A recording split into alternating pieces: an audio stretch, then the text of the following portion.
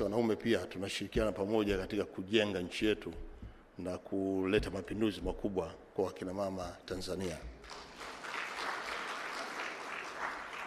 Mheshimiwa Rais, leo tuko hapa kwa ajili ya kushuhudia timu mpya inayokwenda kuongeza nguvu kwenye utendaji ndani ya serikali. Tunao waheshimiwa wakuu wa mikoa, lakini pia naibu katibu mkuu. Hii ni nyongeza ya timu ya utendaji ndani ya serikali.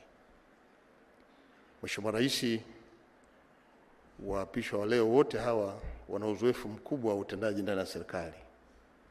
Tunaamini kwamba sasa tunakwenda kuimarisha utendaji kama ambavyo pia na waziri wa nchi ofisi ya Rais TAMISEMI ameeleza. Mheshimiwa Rais, malengo yako bado mazuri na tunapokupongeza hapa kwa kuendelea kuimarisha timu, tunaamini pia utakapopata nafasi utatoa maelekezo na miongozo ya nini sasa tunatakiwa kufanya, hasa katika kipindi hiki tunachoendelea kukamilisha utekelezaji wa ilani ya Chama cha Mapinduzi. Mimi pamoja na watendaji wenzangu ndani ya serikali, mawaziri wako hapa, waheshimiwa wakuu wa mikoa hapa wako, lakini pia makatibu tawala wa mikoa, tuko tayari kupokea maelekezo ya namna mzuri ya kwenda kufanya kazi kwenye serikali. Na maelekezo haya pamoja na waheshimiwa wakuu wa mikoa wapya ambao pia wanaenda kuanza majukumu yao kwenye ofisi zao, tutashirikiana pamoja katika kusimamia yale yote ambayo tunatakiwa tuyafanye sasa kutokana na miongozo yako. Baada ya kusema haya, na kwa kuwa utapata nafasi ya kuhutubia taifa kupitia njia hii au forum hii, basi mimi nashukuru kwa nafasi hii, na sasa ni kama nilivyopewa jukumu la kumkaribisha Mheshimiwa Makamu wa Rais, basi nimkaribishe Mheshimiwa Makamu wa Rais kwa ajili ya maelezo ya nyongeza. Asante sana.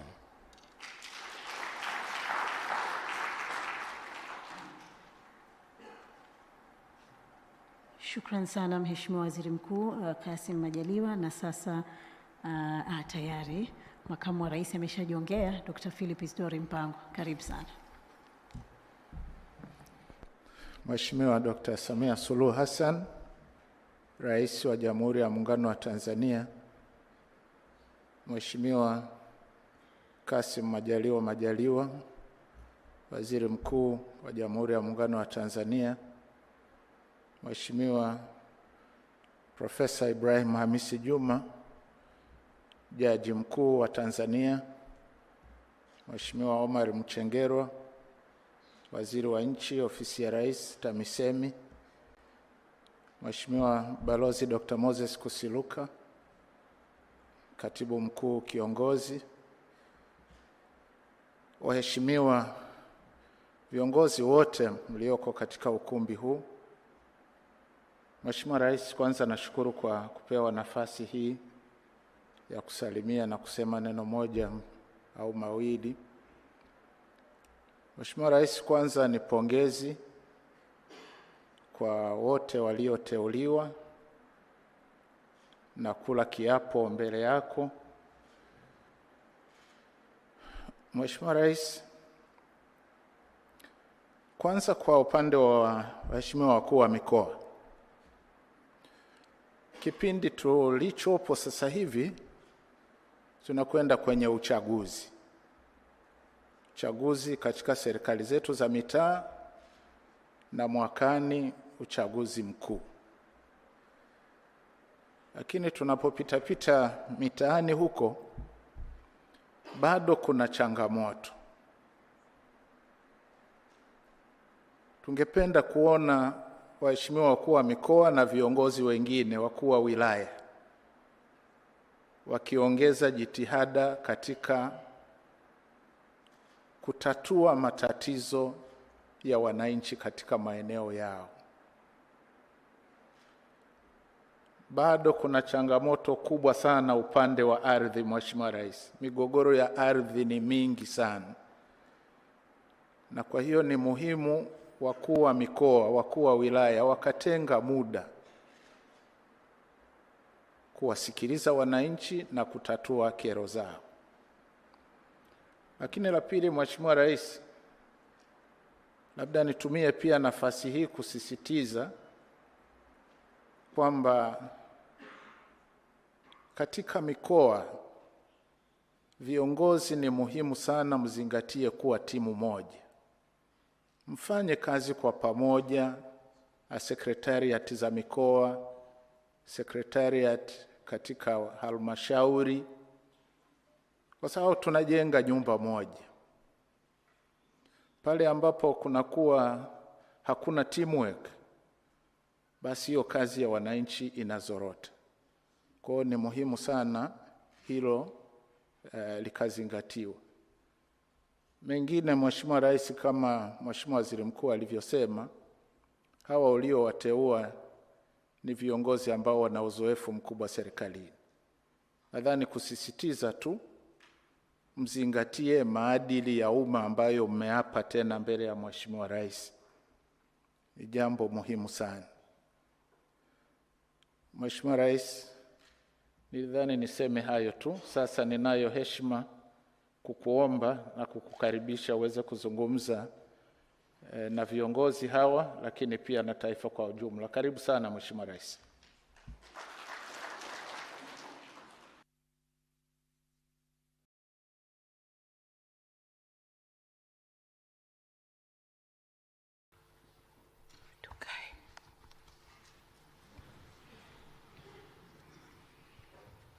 Mheshimiwa Makamu wa Rais wa Jamhuri ya Muungano wa Tanzania, Mheshimiwa Waziri Mkuu wa Jamhuri ya Muungano wa Tanzania, Profesa Ibrahim Khamis Juma, Jaji Mkuu wa Mahakama ya Tanzania, Mheshimiwa Waziri wa Nchi, Ofisi ya Rais, Tawala za Mikoa na Serikali za Mitaa, Katibu Mkuu Chama cha Mapinduzi, Katibu Mkuu Kiongozi, Jaji Sibangirwa Mwangesi, msimamizi wa maadili yetu, wakuu wa vyombo vya ulinzi na usalama, wakuu wa mikoa wote mlioko hapa, wakuu wa wilaya, naona baadhi ya sura za wakuu wa wilaya mlioko hapa, lakini pia nimeona marasi wako hapa.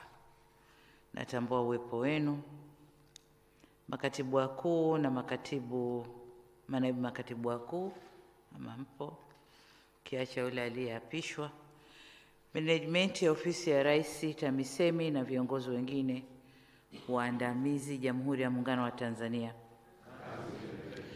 La kwanza, nami nashukuru kupata fursa hii, na nianze na kuongeza sauti yangu kwenye kumshukuru Mungu kwa hapa alipotufikisha. Nitazungumza kwa mafungu tofauti. Taanza na wakuu wa mikoa wateule walio hapa leo, lakini nitakwenda wakuu wa mikoa waliohamishwa, waliopo kwenye vituo na wengine kama mnavyofuatilia. Nianze na Mtwara, Mheshimiwa Lieutenant Colonel Patrick Kenan Sawala. Kana Sawala, tumekupandisha kuwa mkuu wa mkoa, na hii ni kutokana na kazi nzuri uliyofanya ukiwa mkuu wa wilaya. Tumeona tukupandishe kuwa mkuu wa mkoa, na kwa hivyo uzoefu wa ndani ya Mtwara wewe si mgeni nao, na tunajua utakwenda kutuwakilisha vyema. Lakini kuambie tu kwamba mkoa wa Mtwara unapakana na jirani zetu wa kimkakati, Msumbiji. Hivyo hakikisha kwa kushirikiana na kamati ya ulinzi na usalama, lakini na kamati ya ujirani mwema iliyoko kule, mnafanya vikao vile mnavyokubaliana ili kuondoa changamoto, hasa changamoto za mpakani, lakini pia kutumia kamati hizo hizo kukuza biashara baina yetu. Kumekuwa na malalamiko kwamba tumeanza kufungua eneo, wamepita, biashara imekuwa. Sasa mkisimamia usalama na biashara ikikua, tuna mengi sisi ya kuuza Mozambiki kuliko Mozambiki kuleta kwetu. Kwa hiyo lazima biashara kule ifunguke. Lakini mkoa wa Mtwara pia ni muhimu kiuchumi kutokana na zao la korosho, hivyo uende ukasimamie jitihada za serikali kuongeza uzalishaji wa zao la korosho. Mwenzio aliyeondoka amefanya vizuri, changamoto ndogo ndogo za hapa na pale, lakini amefanya vizuri. Kwa nenda kasimamie uzalishwaji, uongezwaji wa zao la korosho. Lakini mbali ya uongezwaji wa zao la korosho, usafirishaji wa zao la korosho pia. Tumeamua korosho yote isafirishwe kutoka bandari ya Mtwara. Tumejaribu msimu uliopita na mpaka leo hatujapata lawama kutoka duniani kwamba korosho zilizopelekwa ni chafu. Tunaporuhusu korosho kutoka Mtwara kuja Dar es Salaam, katikati hapo mambo mengi yanafanyika. Lakini ikisafirishwa moja kwa moja kule, tunakuwa tunapeleka zao zuri lenye sifa. Kwa hiyo kasimamie hilo.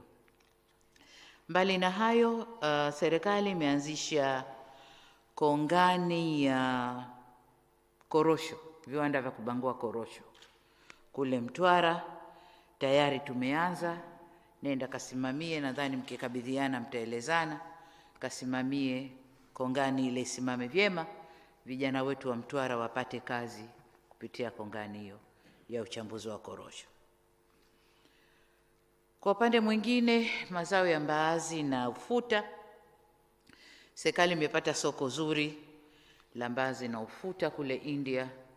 Mwaka jana bei ilikuwa nzuri, watu walizalisha vizuri, na kwa sababu ya bei ya mwaka jana, mwaka huu watu watajituma kuzalisha zaidi.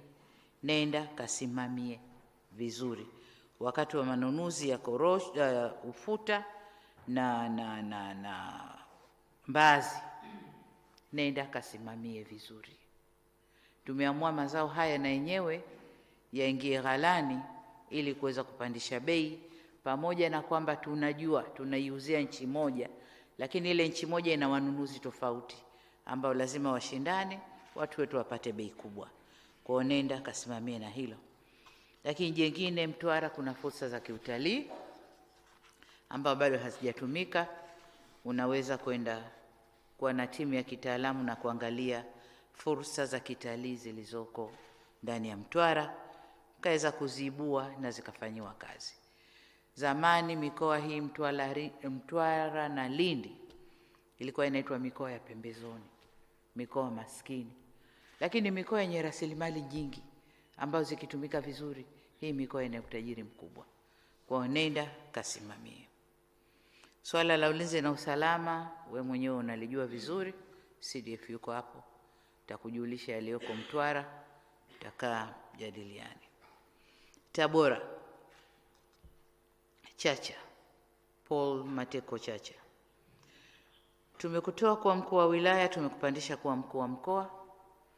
Again, kwa sababu na hapa nataka niseme kwamba TAMISEMI sasa wameanza kufanya assessment, kutathmini utendaji wa wakuu wa mikoa, wakuu wa wilaya, marasi na wengineo. Na kutokana na taarifa zile za tathmini, ndipo tunapojua nani anafanya vizuri, nani hafanyi vizuri. Na ndio maana tumefanya mabadiliko haya. Kwa hiyo wakati mwingine mtu hafanyi vizuri kwa yeye mwenyewe alivyo, lakini wakati mwingine ni mazingira yaliyopo kwenye eneo lake. Kwa tathmini zote hizo tunazifanya. Sasa tathmini kwa upande wako Chacha imekuja vizuri, na tumeona tukupandishe, tukufanye uwe mkuu wa mkoa. Lakini mkoa wa Tabora huna ugeni nao, ulikuwa mkuu wa wilaya kule Kaliwa, sasa unakwenda kuongoza mkoa mzima. Nenda kasimame vyema. Changamoto zilizoko Tabora, au labda kabla changamoto, Tabora ni wazalishaji wazuri wa mazao mbalimbali ya kilimo. Aliyeondoka aliyasimamia vyema, na kwa sababu hiyo tulipeleka miradi mingi ya kilimo Tabora. Kwa hiyo nenda kasimamie mazao ya tumbaku, mazao ya pamba. Katika mazao ya tumbaku kuna changamoto ya mazingira. Jamaa zangu wale wanakata miti sana kwa ajili ya kukaushia tumbaku. Serikali imeanza jitihada pamoja na kampuni zinazonunua tumbaku kupeleka teknolojia mpya ya ukaushaji wa tumbaku. Anzia hapo, fuatilia teknolojia isimame na mpunguze kukata miti. Lakini pia zao la pamba kalisimamie, wakulima waweze kunufaika na jasho lao. Zao jingine ambalo mwenzio anayeondoka lilifanyia kazi vizuri ni zao la asali. Tabora ni wazalishaji wa asali wazuri, lakini alilisimamia mpaka kukapatikana kiwanda cha kuchakata asali. Kwa hiyo nenda kaongeze uzalishaji na kuweka viwanda vidogo vidogo vya aina hiyo ili wananchi wapate ajira kule Tabora. Nimekuambia tumepeleka miradi ya kilimo. Tabora kuna mradi wa umwagiliaji maji eneo la Inala pale Tabora mjini, ambalo lengo lake ni kutatua changamoto ya ukosefu na upungufu wa chakula au kilimo duni ndani ya mkoa wa Tabora. Kuna mradi mkubwa sana wa irrigation. Nenda kausimamie, hakikisha unatekelezwa ipasavyo. Lakini mbali na hivyo, kama mnavyojua, serikali tumeamua kujitosheleza kwa uzalishaji wa mbegu. Kuna shamba kubwa la kuzalisha mbegu pale Tabora ambalo Wizara ya Kilimo wameanzisha. Nenda lisimamie tupate matokeo tunayo ya kusudia.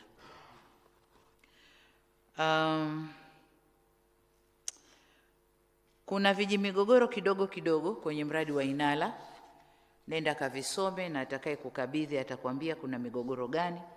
Kaa kitako, sikiliza pande zote zenye migogoro, na migogoro itatuliwe ili mradi ule uweze kufanya kazi na tuboreshe uzalishaji wa mazao yatakayozalishwa pale. Kwa hiyo nenda kafuatilie kwa karibu zaidi na uhakikishe kwamba lile lengo la serikali linafanikiwa. Songwe, Mheshimiwa Daniel Chongolo, tunakupeleka Songwe. Songwe unaijua vizuri, unaijua ukiwa chamani, unajua matatizo yaliyoko Songwe, na ni imani yangu kwamba nimekupeleka wewe, najua Songwe unaijua vizuri, kwa utakwenda kuisimamia vizuri. Lakini Songwe inatuunganisha na Zambia, na kuna Tunduma pale ambao kuna mambo mengi ya kiuchumi yanatokea pale Tunduma, and so uhalifu wa kiuchumi mwingi uko pale, ukwepaji kodi, badilishanaji wa fedha visivyo halali, mambo mengi yanatokea pale.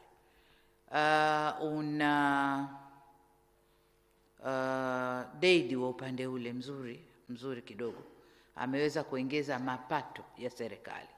Kwa nenda kasaidiane naye, mfanye kazi vizuri pale Tunduma, panaweza kuendesha mkoa na mkachangia vizuri serikalini. Kwa hiyo nenda kasimamie vizuri. Kuna matatizo ya kina TRA na nani, nenda kawasaidie ili wafanye kazi zao vizuri wakiwa pale. Shinyanga, ana Mringi Macha, uzoefu mkubwa ndani ya chama. Shinyanga na penyewe hali iko hivyo. Nimekupeleka wewe, umetulia, umekuwa, ulishapita kama DC maeneo kadhaa, najua Shinyanga utakwenda kuiweza. Nenda kasimame vizuri, uiongoze Shinyanga. Kuna changamoto zake, lakini mimi nitakupa maagizo kwenye maeneo matatu. La kwanza, kuongeza uzalishaji wa pamba. Nenda kasimamie uongezeshaji wa zao la pamba. Lakini agizo la pili, kupandisha ari ya wananchi kujiletea maendeleo. Pale kuna mabwanyenye kidogo, kuna kulalalala kidogo, kuna jamaa zangu wengi sana, Uarabu kidogo. Kazi mzigo mzito ni wa Mnyamwezi, lakini sio wengine. So nenda kasimamie watu wapate ari ya kuenda kufanya kazi na kujiletea maendeleo. Lakini la tatu ni kufuatilia kwa karibu kongani ya Buzwagi. Buzwagi kunaanzishwa kongani ya viwanda, hasa kwa upande wa madini. Nataka ukaisimamie iwe successful. Hatujawahi kuwa na kongani ya aina hii, ndio mara ya kwanza tunaianzisha pale Buzwagi. Nenda kaisimamie iwe successful. Kwa hiyo in a nutshell ni hayo matatu, mengine nitakuja kukupeni nikiwapa wakuu wa mikoa kwa ujumla. Sasa kwa wakuu wa mikoa waliohamishwa vituo,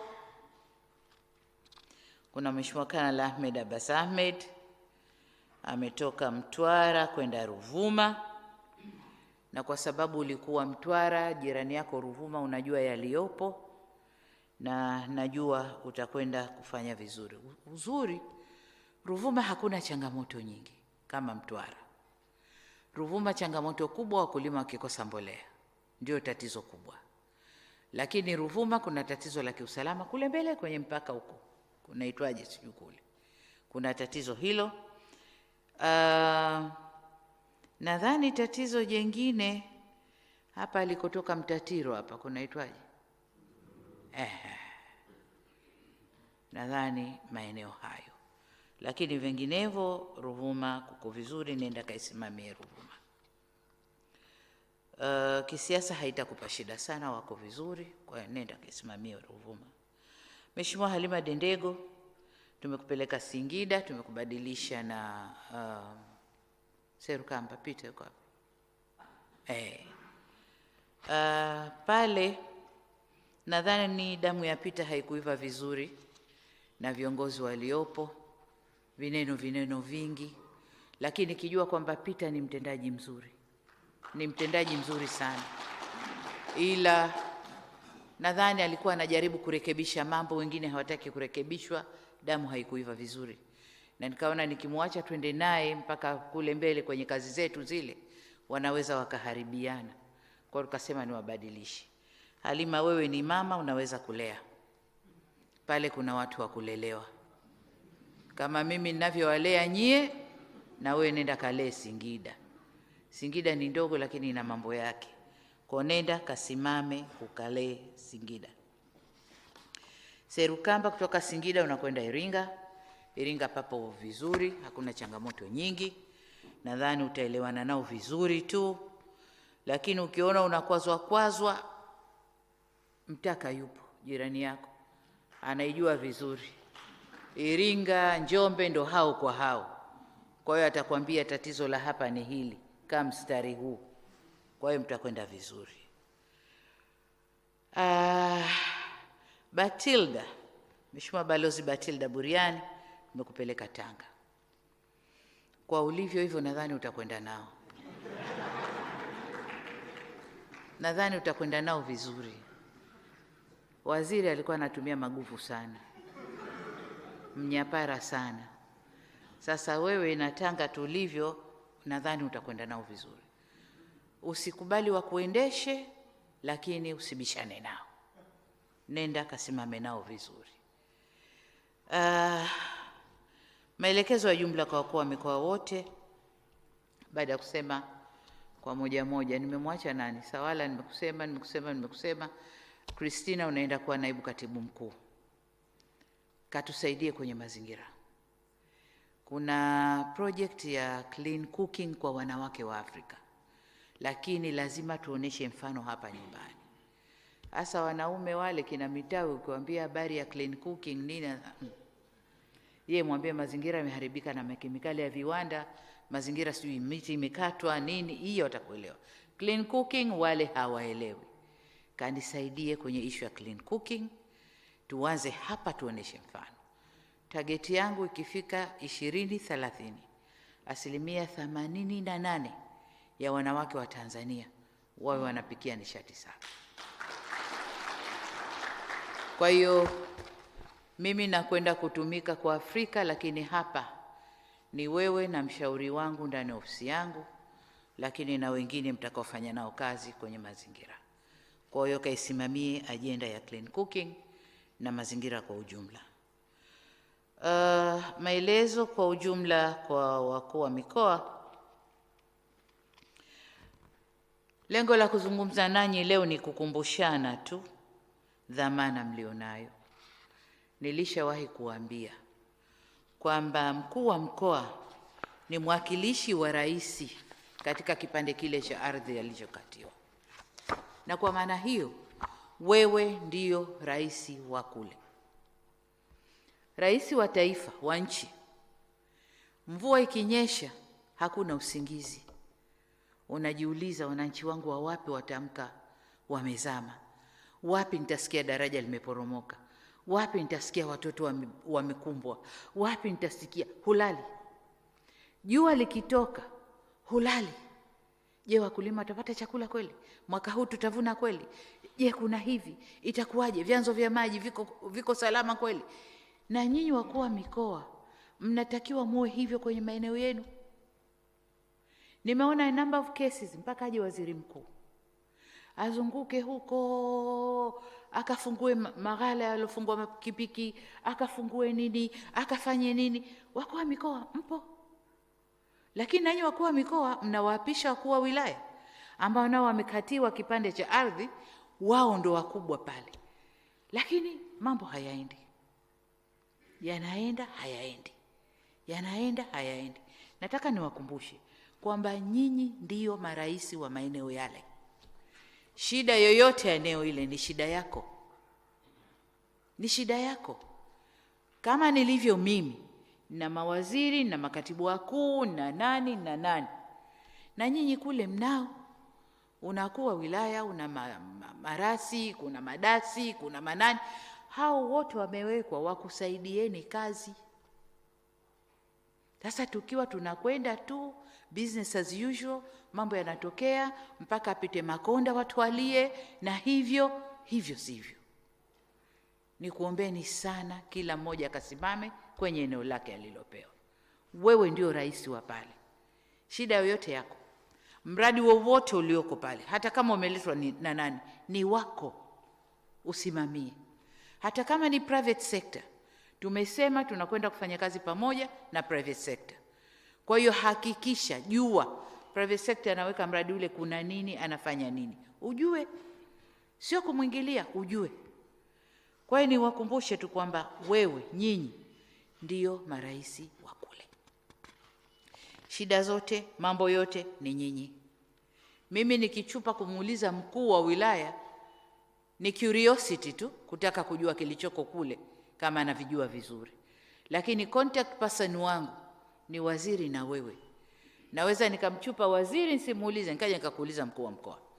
Mkuu wa mkoa, hebu niambie, nasikia kuna kukoje? Na nategemea jawabu iliyo ndio kutoka kwako. Kwa hiyo nyinyi ndio marais wa kule, simamieni mambo yaliyoko kule. Lakini jengine ni kusimamia kero za wananchi. Makonda amezunguka, mmeona mfano. Wananchi wana kero kadhaa, nyingine nyepesi tu za kutatuliwa kule chini. Hawasikilizwi.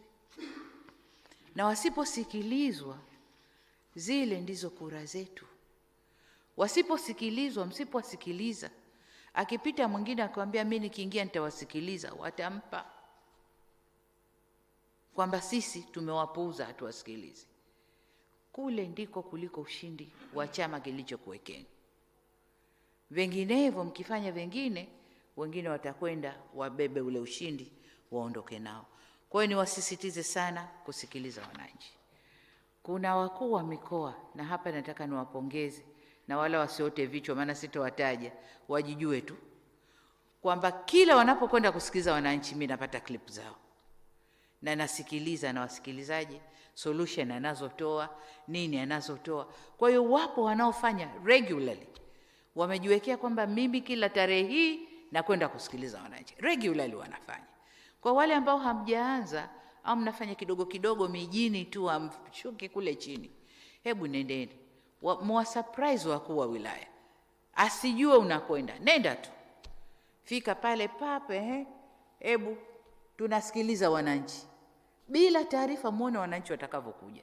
Wananchi wana shida sana kule chini, nendeni mwasikilize wananchi.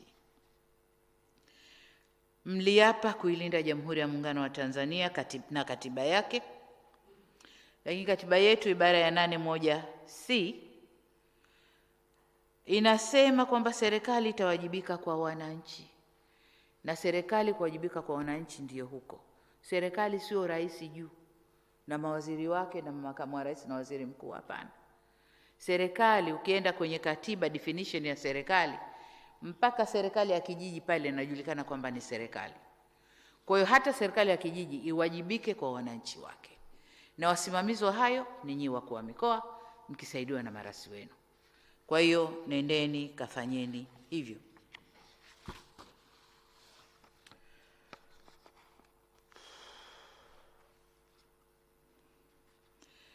Kama nilivyowaambia, nilitoa maelekezo ya kupata taarifa ya kila mwezi wa utendaji kazi wa wakuu wa mikoa na wakuu wa wilaya.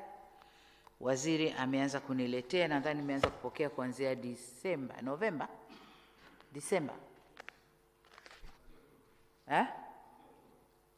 Kuanzia lini? Oktoba. Okay. Nimeanza kuzisoma utendaji mnavyoendelea, na taarifa tu kwamba hiyo kazi itaendelea na tutakuwa tunawapima kwa hayo. Lakini la kwanza katika kupima huko ni suala la kuongeza mapato. Kuongeza mapato. Kama mnavyojua, fedha nyingi sana zinashushwa kwenye huko ngazi ya kwenu kwenda chini. Nyingi mno, haijapata kutokea. Na madhumuni ya fedha zile kushushwa sio kwenda kuliwa, ni kwenda kutatua changamoto za wananchi. Na ndio maana tunasema wasikilizeni, kwa sababu fedha ziko, mtaweza kutatua changamoto zinazowakabili. Kwa fedha nyingi sana tunazileta. Kwa maana hiyo, fungu kubwa kutoka serikalini linashuka TAMISEMI nchi nzima. Lakini TAMISEMI mchango wake ni mdogo sana kuja kukujua. Nilikuwa naangalia taarifa, niliwaita Wizara ya Fedha wanipe taarifa ya mapato na matumizi na madeni.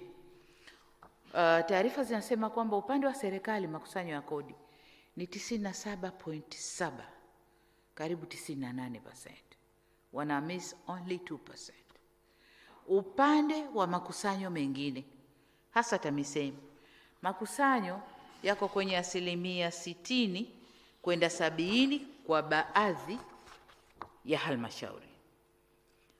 Halmashauri nyingine hapo katikati ziko kwenye 50, lakini halmashauri 15 ziko chini ya 50%. Sasa wale wa chini ya 50% mnajijua, kajitazameni wapi mnaweza mkakusanya. Lakini katika kupandisha makusanyo, sio kwenda kuwaonea wananchi, sio kwenda kuwabinya wananchi. Kuna maeneo mengi ya fedha kule kwenu zinaweza kukusanya, ambazo mmeziachia zinapita, watu wengine wanazidaka. Kajiangalieni wapi mnaweza kukusanya na fedha ikusanywe bila kuleta usumbufu kwa wananchi. Kwa sababu tunakwenda kupunguza masuala ya kukopa, hasa kwa huduma za jamii. Sababu katika miaka mitatu hii tumekopa sana kwa ajili ya huduma za jamii. Elimu, afya, maji, umeme na mambo mengine sana. Sasa tunakokwenda miaka miwili hii, mwaka huu na mwakani, mnajua fika matumizi makubwa yataelekea wapi. Sasa ili fedha ziweze kurudi TAMISEMI, lazima tufanye jitihada ya kukusanya. Lakini nataka mkasimamie pia mifumo ya ukusanyaji. Mifumo ya ukusanyaji. Watu wanaiba fedha, watu wote mko hapo. Wakuu wa mikoa mko hapo, wakuu wa wilaya mko hapo. Kuna mitandao inachepusha fedha za halmashauri huko, fedha za ngazi zenu huko zinachepushwa. Kuna mtandao wa serikali una move parallel na mtandao mwingine ambao unachepusha pesa. Lakini watu mko huko mnaangalia. Nashukuru Mbeya ndio wamekuwa wa kwanza kutuambia, jamani, huku sisi tumeona hivi, hebu angalieni na kwingine kukoje. Tunafuatilia huo mtandao. Na upo unaenda. Wale wa huo mtandao wanaambizana, unaenda. Wanachepusha pesa nyingi sana.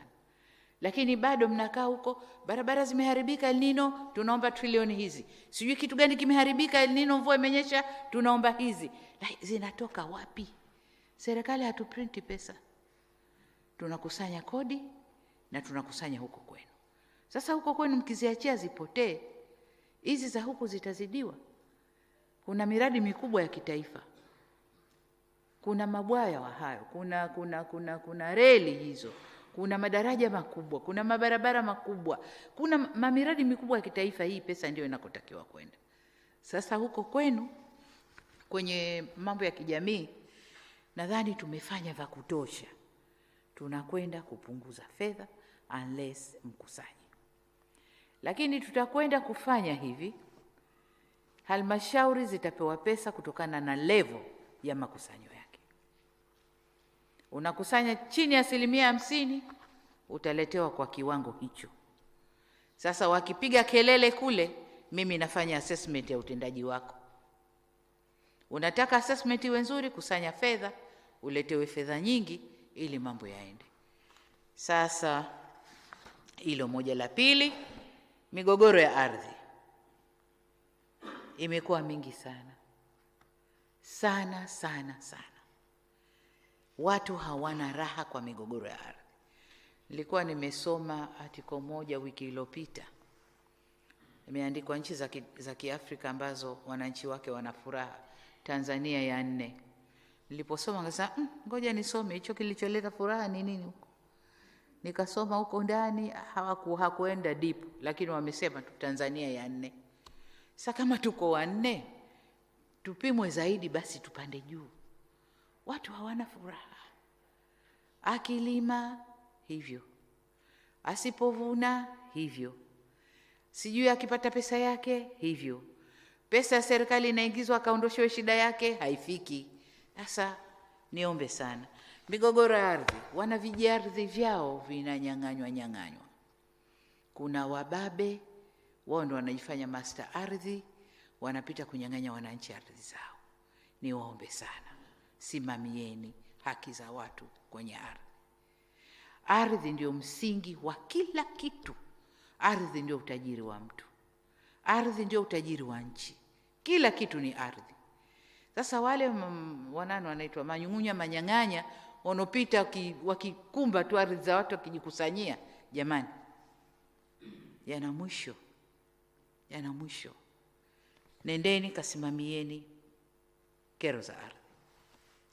Nafurahishwa na juhudi zinazochukuliwa sasa hivi na Wizara ya Ardhi kupita na kusikiliza kero na kuzitatua pale pale. Lakini Wizara ya Ardhi ni moja, waziri ni mmoja na timu yake ndio anaiburuza wanakwenda.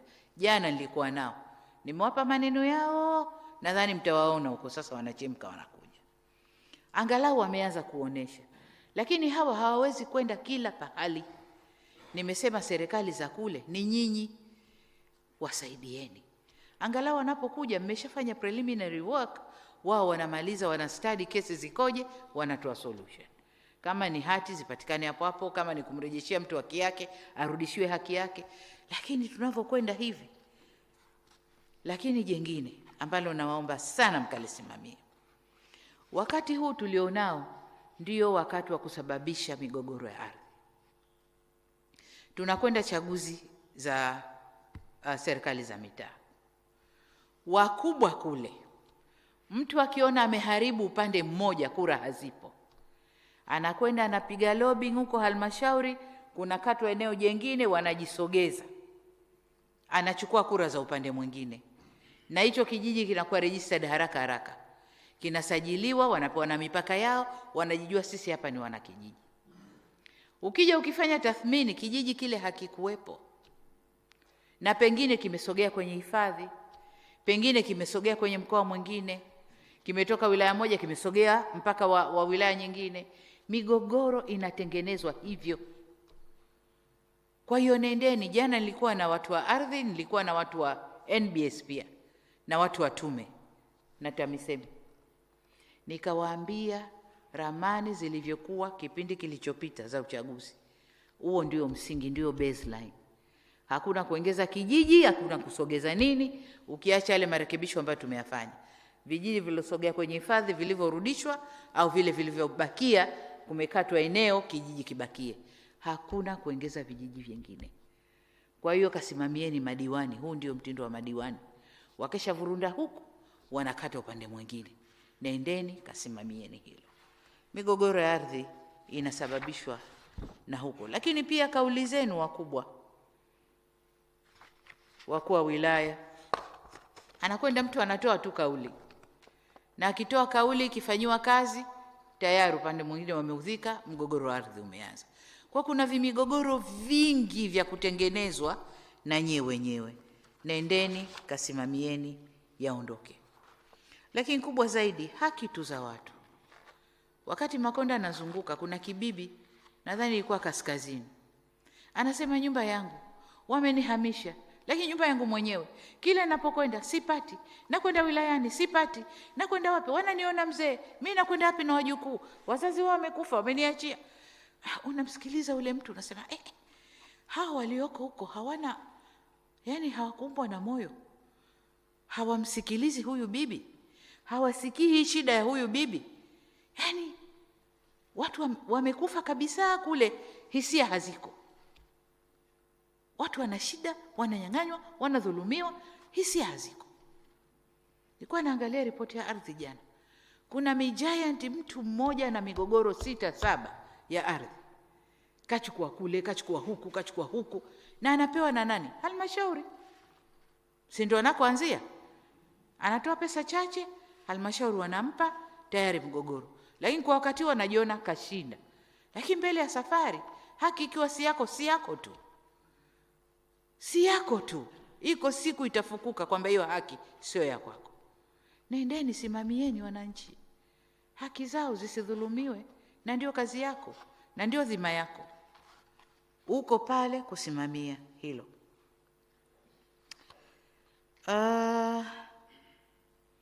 Swala la 10% tunaendelea kulimalizia. Tulikaa na waziri mkuu tukalizungumza, tunaangalia the best model ambayo itafanyika isilete shida. Watu wapate 10%, lakini makusanyo yasilete shida na isizushe shida nyingine. Lakini najua kwamba mpaka mwaka 23-24 mwaka wa fedha kuna pesa nyingi ilishaidhinishwa tayari na tayari iko kwenye mfuko kule, lakini tunasubiri the best model. Na makusanyo yanaendelea, na washukuru sana, naendeleeni kukusanya.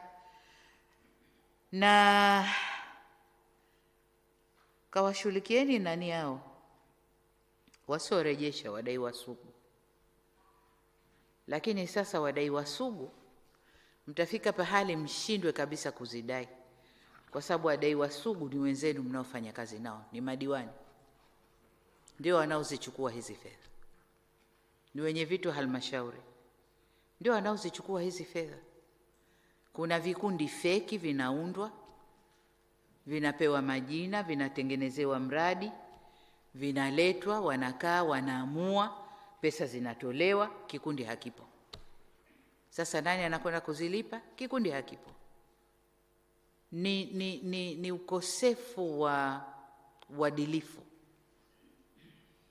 Sasa mimi siamini kwamba halmashauri toka hili linapikwa mpaka linapitishwa hakuna hata mmoja anayejua kwamba hii sio kweli, hii ni uongo, hii ni ya kupika.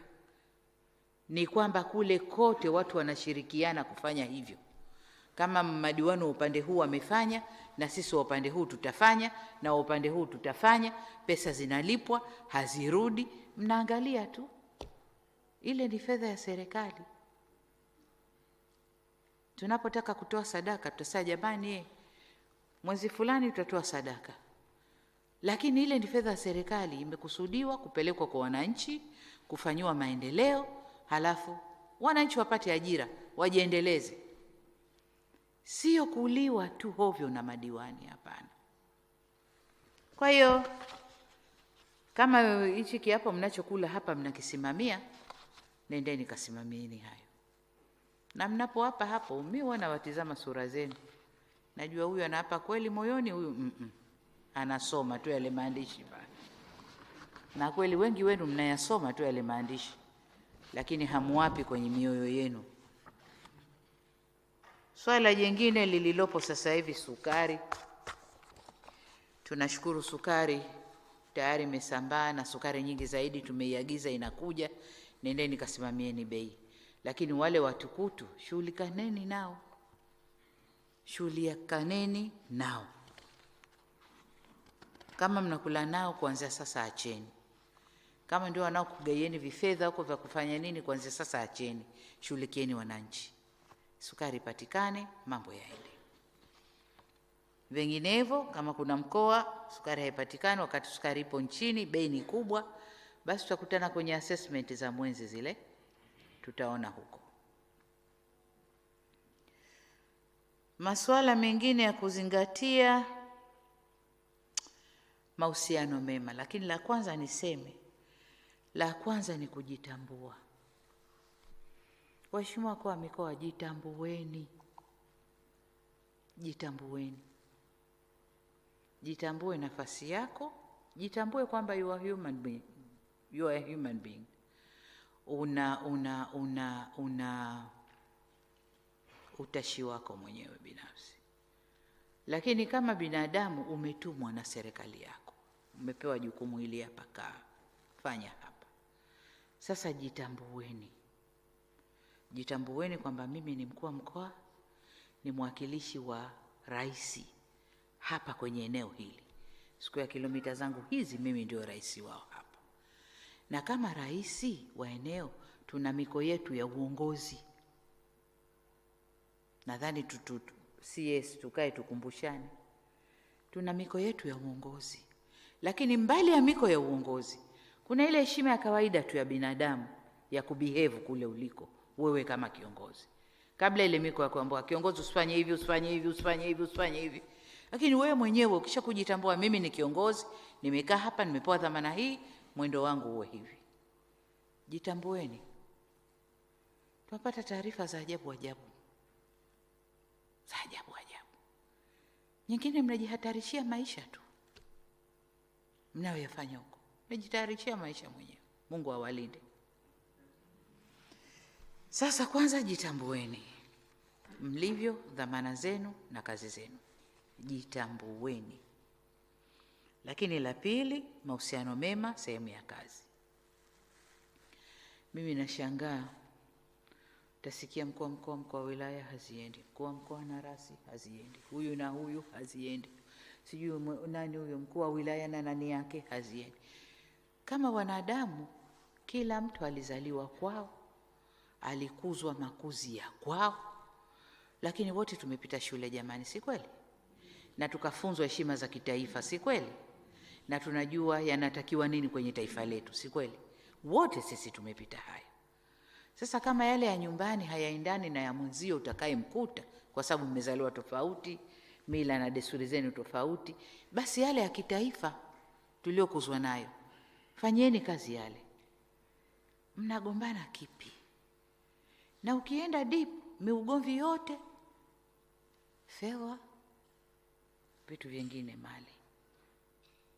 Kienda deep huko, fedha, mali, mamlaka. Utasikia huo mkuu wa mkoa ananiingilia mamlaka yangu, manake kafanya hivi, hanitaki mie mbunge, ana mtu wake kaweka, manake nini? Wabunge wakija na hayo, naambia hapana. Kama unafanya kazi vizuri jimboni kwako, hakuna wa kukuondoa. La kama hufanyi vizuri unataka kubebwa, hilo halipo. Lakini ni kweli kuna some cases wewe una mamlaka yako kama mkuu wa mkoa, unaenda kumpangia mwenzio mbunge mwingine, wa nini? Hivi ukakushinda kumuita mwambie ndugu yangu wewe mbona hatuendi vizuri? Hebu kaa kitako hapa. Mbunge kazi yako 1 2 3 4 5 na mimi mkuu wa mkoa zangu ni hizi. Kwa nini tunagongana? Fanya zako nifanye zangu. Eneo lako liko kwenye mamlaka yangu. Lazima nikusimamie kule. Sasa kuna ambao hawataki kusimamiwa, lakini kuna wale ambao kweli wanajiingiza kwenye mambo mengine ambayo hayamuhusu. Kweli ni eneo lako, lakini sio kupanga hivyo. Hayo ni mambo ya chama, sasa ndio tutajua nani asimame, nani asisimame, nani hivi. Kwa hiyo hayo. Nyingine, upatikanaji tu wa haki za watu kama nilivyosema pale mapema. Na upatikanaji wa huduma mbalimbali katika maeneo yenu. Nilikuwa natizama na hili nasema leo ya pili. Mbeya, Mwanza. Mjini kabisa. Mjini nadhani Nyamagana ilikuwa. kuna shule inaitwa Nyerere sijui. Pale kuna mkuu wa wilaya, kuna mkuu wa mkoa yuko Mwanza mjini, mkuu wa wilaya. Kuna halmashauri, dedi yuko hapo. Kuna viongozi mbalimbali. Shule ina madarasa sijui 4, 5. Wanafunzi, kila darasa lina wanafunzi 150, 140. Wanatoka wanasoma chini ya mti. Lakini fedha chungu nzima zimepelekwa. Chungu mzima zimepelekwa. Hivi shule ambayo iko mjini kabisa, viongozi walioko eneo lile wanashindwa nini kujua hapa tuna shule ina changamoto hizi? Mpaka ikatembelewe sijui na viongozi wa chama wale, ndio ingizwe kwenye TV, ndio ioneshwe. Wasema hii shule siko mjini. Imekuwaje shule iko mjini mpaka leo kuna changamoto hii? Wakati vijijini ndani huko kuna shule nzuri za marumaru na mafeni na vioo huko vijijini. Lakini mjini pale aibu, una shule aina hiyo. Na ndio maana nasema wewe kama rais wa eneo hilo, jua eneo lako, changamoto zilizopo kwenye eneo lako. Kamateni wakuu wa wilaya wafanye kazi zao. Nyesi ndio mnaokwenda kuapisha kuwa wilaya. Mkitoka hapa kwa wale waliopata wapya wanakwenda kuapisha. Sasa unamwapisha, lakini mkimaliza unamwachia. Nini yeye kateuliwa na rais na wewe umeteuliwa na rais? Level tofauti. Kama ni hivyo serikalini huku tusingeheshimiana. Maana wote huku juu ni wateule wa rais. Kwa hiyo kafanyeni kazi zenu, simamieni maeneo hayo. Kuna miradi mingi sana inashuka huko. Mengine inatekelezwa vizuri, mengine iko tu. Lakini mnatazamana tu. Wengine wana fedha kwenye akaunti zimeshakaa mwaka, miradi hakuna, haijajengwa. Ukiuliza nini, madiwani wanavutana. Nini hawajaelewana ukajengwa wapi mradi? Nini mbunge kakataa usijengwe kule, anataka ujengwe huku, fedha ziko kwenye akaunti. Mnarudisha nyuma maendeleo ya watu. Mnawarudisha nyuma watu. Watu wana shida, wanataka shule, wanataka vituo vya afya, wanataka maji, umeme uende, fedha ziko kwenye akaunti. Mwingine kituo cha afya kimejengwa kamili, katika mgao wa vifaa tiba kapelekewa x-ray na yeye kapata.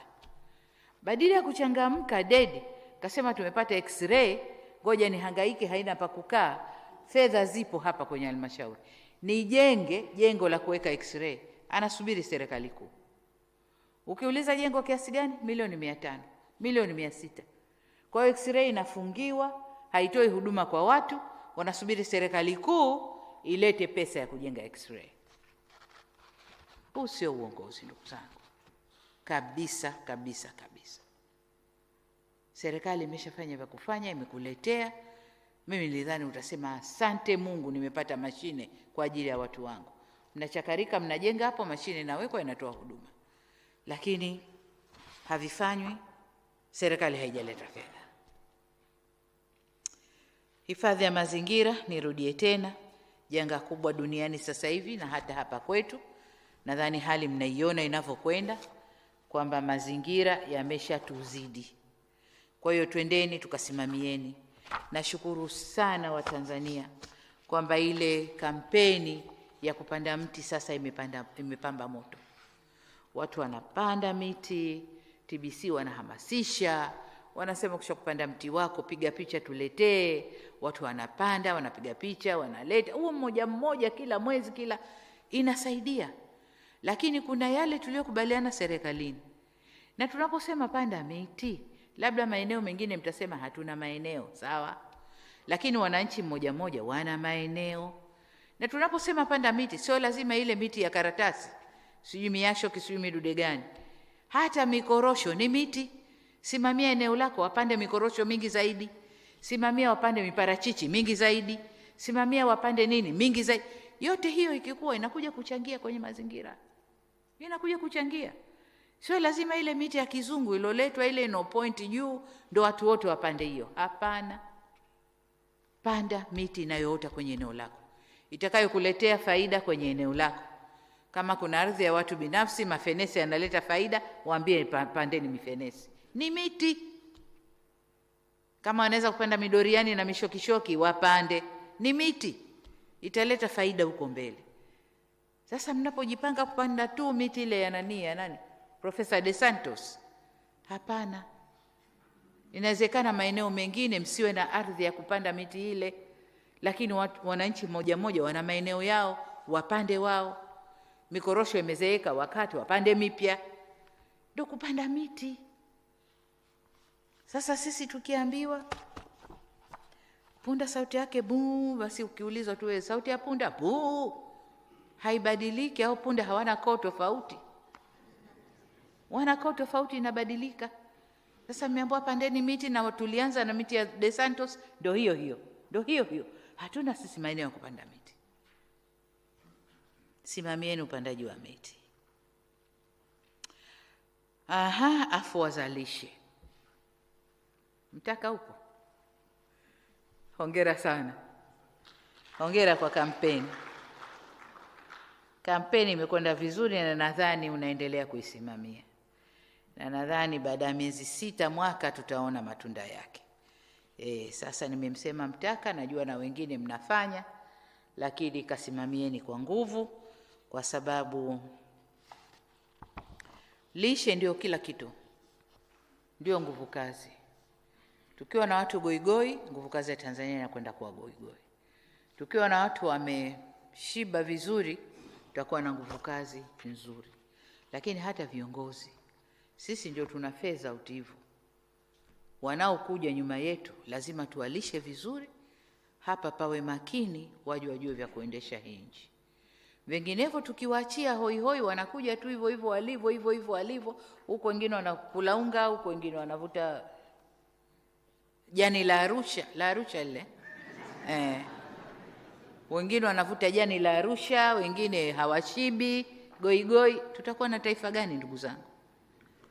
Kwa hiyo tujidhatitini kwenye lishe pia.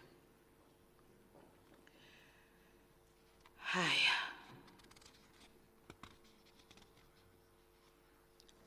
Mikoa yenye mazao: korosho, ufuta, pamba, kahawa.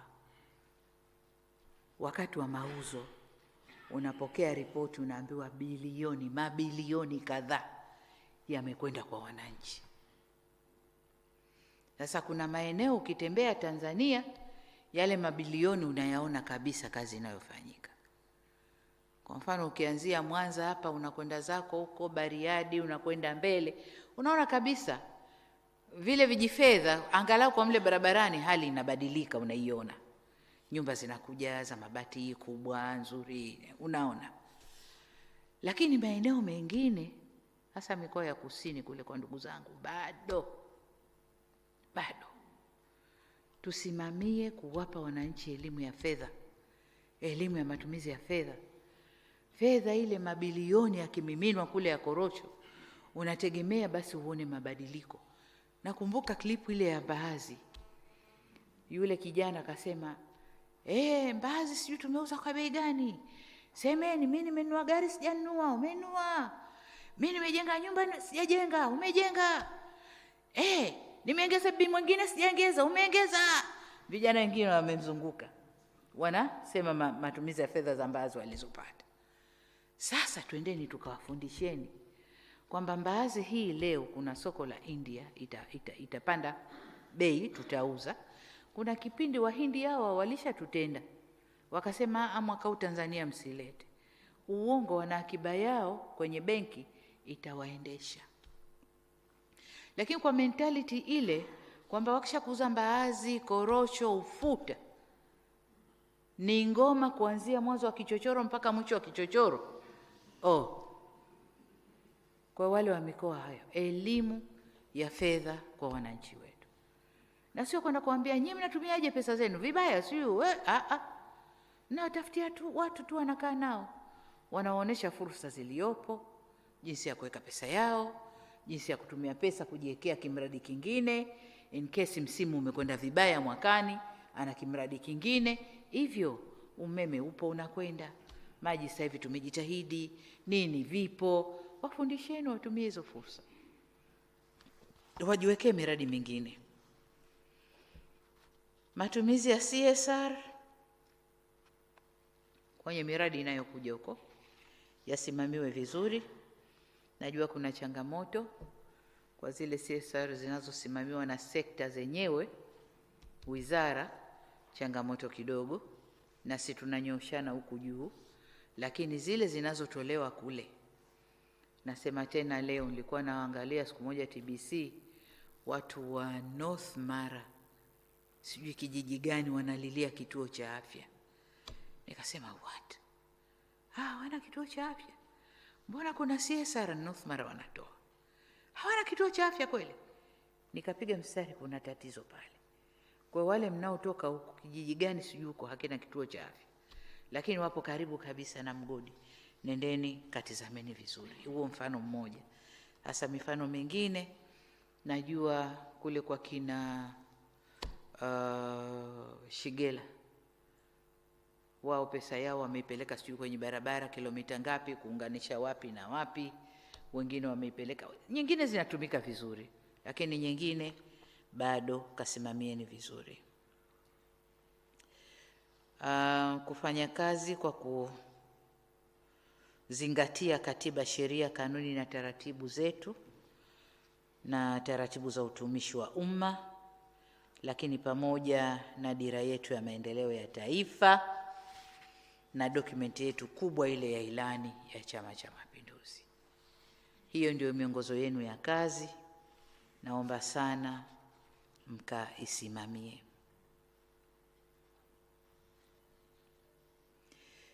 Kuna swala la mikataba.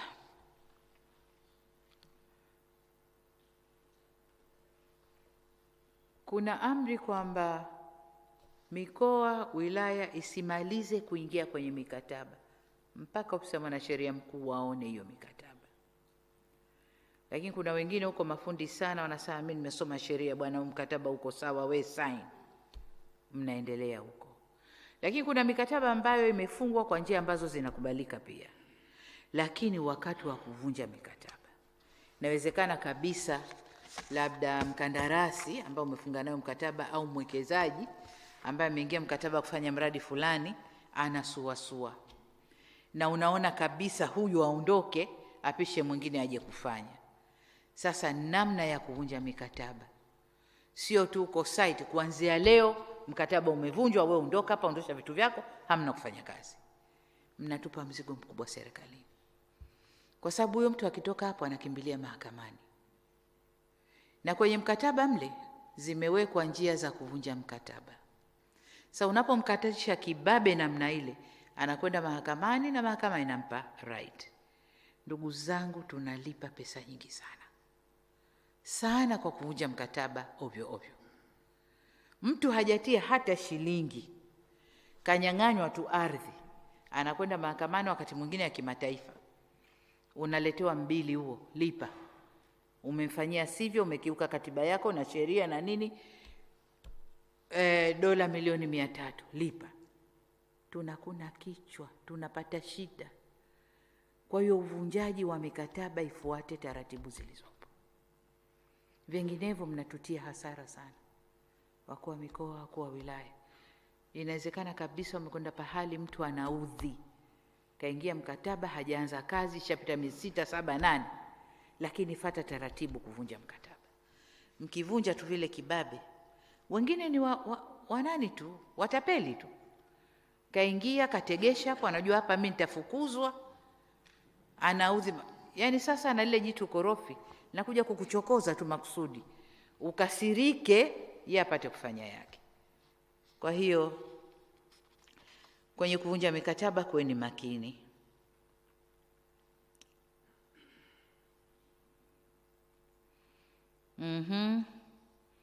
Katika mabadiliko haya, baadhi ya maeneo tumebadilisha pia makatibu tawala wa mikoa ili kuongeza nguvu katika maeneo hayo, lakini kuna tuliowahamisha tukawapeleka kwingine. Yote si kwa kulenga mtu, bali kulenga kupanga safu nzuri kwa safari hiyo tunayokwenda huko mbele. Kwa hiyo wale waliobadilishwa, kaeni vituo vipya, nenda kasome kituo chako kipya, ujue nini kinatakiwa hapo, na uende na vile kinavyotakiwa. Wakati mwingine umebadilishwa kwamba ulipokuwepo challenge ni chache, tunakupeleka kwenye challenge nyingi tukijua kwamba unaweza. Kwa hiyo kafanya. Wakati mwingine ulipo challenge ni nyingi na we ni mwepesi, tunakupeleka kwepesi, pale tunamleta ambaye tunahisi huyu atapaweza. Kwa hiyo ni hivyo. Hakuna aliyekuwa targeted wala nini. Ni mabadiliko ya kawaida, nendeni mkafanye kazi. Mwanzo nilipoanza kuwaapisha kuwa mikoa, mwanzo niliwaambia mnatarajia ningewachagua kwa makundi. Lakini mimi kama Samia sina kundi. Na mkijitizama humo, hayo makundi mnayoyajua makundi yenu, nyote mmo humo ndani. Nyote mmo humo ndani. Ninachotaka mimi Watanzania kwa pamoja tufanye kazi, tuisogeze nchi yetu mbele. Sina kundi. Sasa wale wanaoji-identify huyu wa mama, huyu sio wa mama, mimi mama nina watoto wote. Wote wangu. Wote nalea. Anayefanya vizuri wangu, anayefanya vibaya wangu. Mwingine nitampa zawadi, ukinifanyia vibaya nitakuchapa mikwaju. Na wapo, na wachapa mikwaju na waweka nje kidogo, akishapata adabu yake naambia sasa njoo tufanye kazi. Anakuja tunafanya kazi. Kwa hiyo hamna makundi huko. Sasa kama mna vijikundi vyenu huko, mimi havinihusu. Mimi kwangu ni kazi. Nataka mkafanye kazi, tuivushe hii nchi. Tuivushe hii nchi 24, 25, tuvuke vizuri. Nendeni kafanyeni kazi.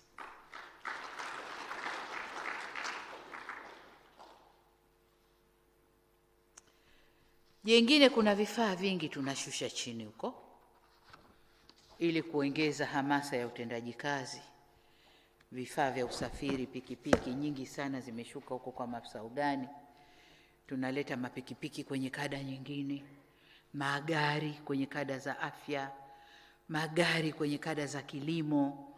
Sasa yakasimamiwe. Wanawezekana kabisa wenye sekta za mkuu wa mkoa haya kuhusu, yanakuhusu. Ni katika eneo lako, as long as liko kwenye eneo lako, whether ni vifaa vya afya, vifaa vya kilimo, vifaa vya nini, vinakuhusu. Magari ya kuchimba visima ya maji yanakuhusu. Nendeni kasimamieni. Mnapojitoa ndio mapikipiki yanayofungiwa mwaka mzima ndani, mapya hayajatumika, hatujui kwa sababu gani. Hatujui, labda waziri mkuu aliyoyaona anajua. Hayo yanatokea kwa sababu hamjui, hamfuatilii. Kwa nendeni kafuatilieni vifaa vyote tunavyovileta huko na mhakikishe vinatumika ipasavyo kutoa huduma kwa wananchi.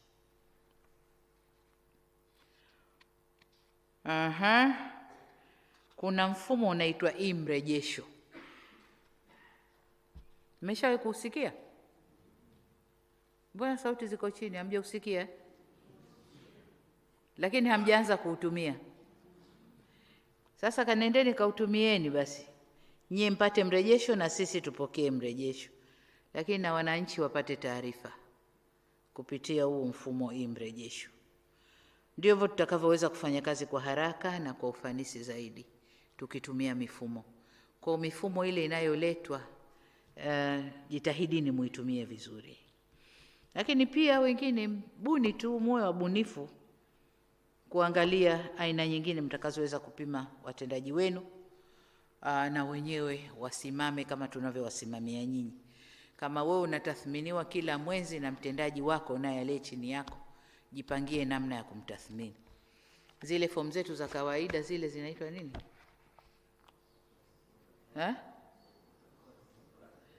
Sijui yoyote ile. Inajazwa tu, mradi imejazwa, wakati umefika imejazwa, hapana. Wakati zinajazwa hizo, mimi nilipokuwa waziri ofisi ya makamu wa rais, kwa na katibu wangu. Sasa katibu wangu fomu yake lazima niijaze mimi. Anajaza huko alafu analia, "Mheshimiwa nisainie uweke comments zako." Naambia hapana, njoo kaa kitako. Dadi Kolimba sasa hivi DC, kaa kitako. Hii hapa, mbona umejiandikia hivi? Unakumbuka ulifanya hivi, ulifanya hivi? Ndio mheshimiwa. Unakumbuka hapa ulifanya? Ndio mheshimiwa. Na hapa sasa mbona umejiandikia hivi? Sasa acha tuandike ukweli ili ujipime. Kwa hiyo tunaandika ukweli kisha ndo naisaini. Kwa hiyo wakati mwingine sijui kama alikuwa anapeleka kwa waziri wa mazingira na nilikuwa waziri wake au vipi, na mimi vipindi vile nilikuwa sijui kipindi gani inatoka wala siulizi. Lakini nimemfundisha. Sasa hivi ni DC mzuri sana yuko kule. Sasa niwakumbushe tu kwamba wewe ni chaguo la Mwenyezi Mungu. Mimi napita tu kufanya hiyo kazi. Lakini Mungu alishakupangia wewe utapita hapa, utapita hapa, utapita hapa, utapita hapa. Sasa pamoja na yale tuliozungumza hapa ya kiserikali, jirudishe kwa Mungu wako kwa imani yoyote ile ulionayo. Na ufanye kazi kihaki lillahi. Ukijua kwamba Mungu anakushuhudia.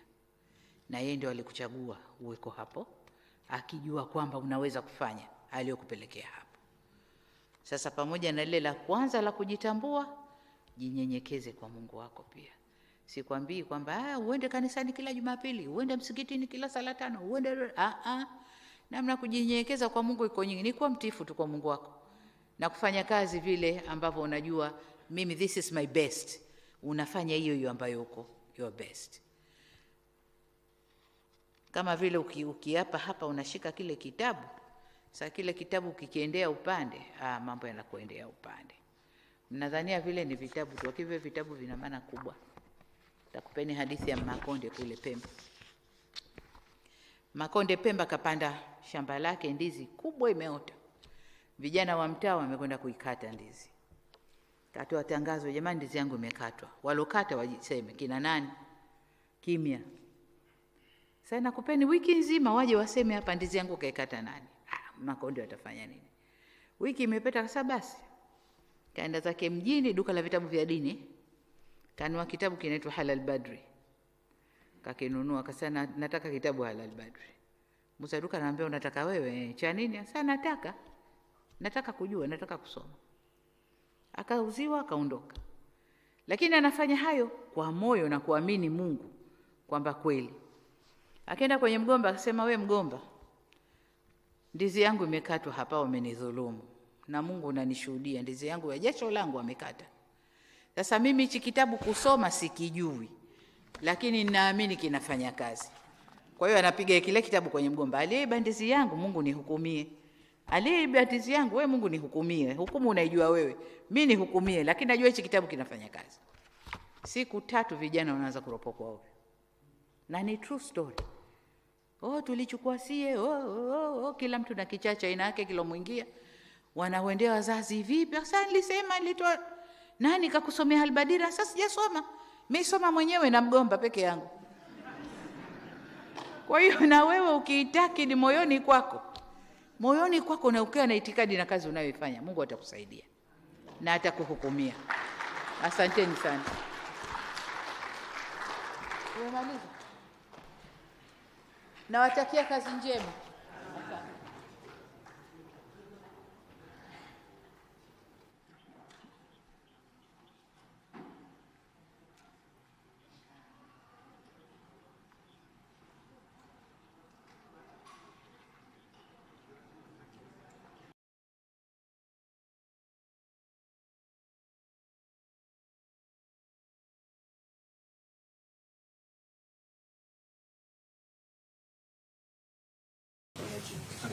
Yeah, and you don't. Oh, yeah. Okay.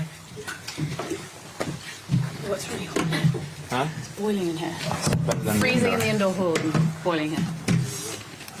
recovery. Yeah. Contrast.